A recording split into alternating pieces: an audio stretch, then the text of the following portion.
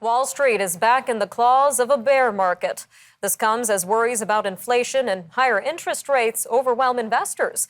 The Federal Reserve has signaled it will aggressively raise interest rates to try to control inflation, which is the highest in decades. Add to that the war in Ukraine and a slowdown in China's economy, and investors have been forced to reconsider what they're willing to pay for a wide range of stocks, from high-flying tech companies to traditional automakers. On Monday, the S&P 500 fell 3.9% and closed nearly 22% below its January 3rd high. With us to unpack the looming bear market is Ms. Saijal Patel, financial analyst, consultant, and host of Strictly Money. She joins us now. Saijal, welcome to Forum Daily. Nice to see you, Nima. So for our viewers who may not be familiar with this term, can you unpack bear market for our viewers?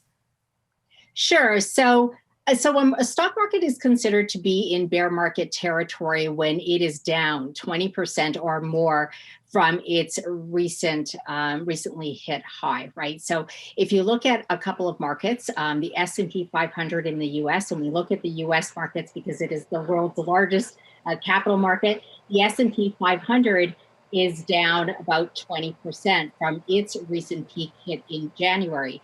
If you look at the NASDAQ, which of course follows the big tech heavyweights like your Facebook or Meta or Alphabet, which is the parent of Google, as well as Amazon, that market is down 30% from its last peak, which was hit in November of last year.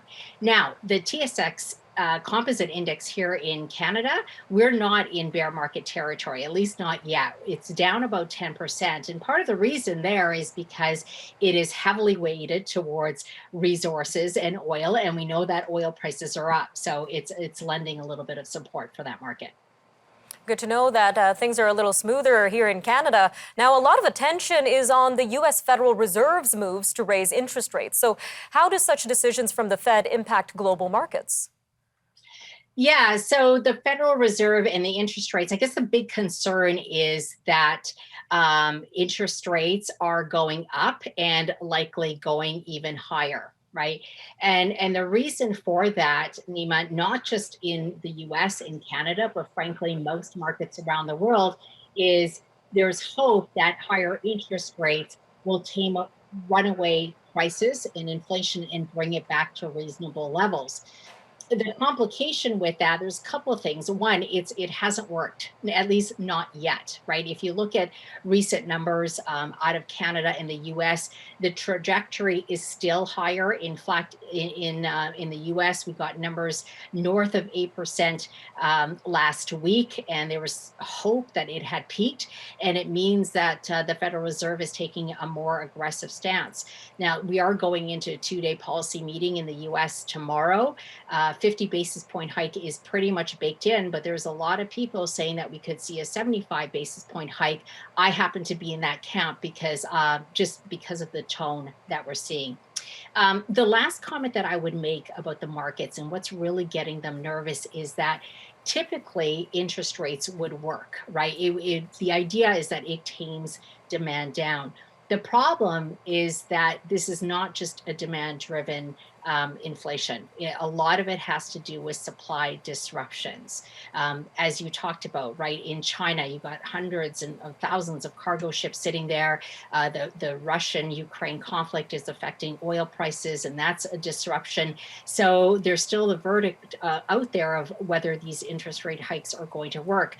The only thing is the central bank's policy or mandate is to use interest rates. So that's the toolbox that they use, and that's what they're doing.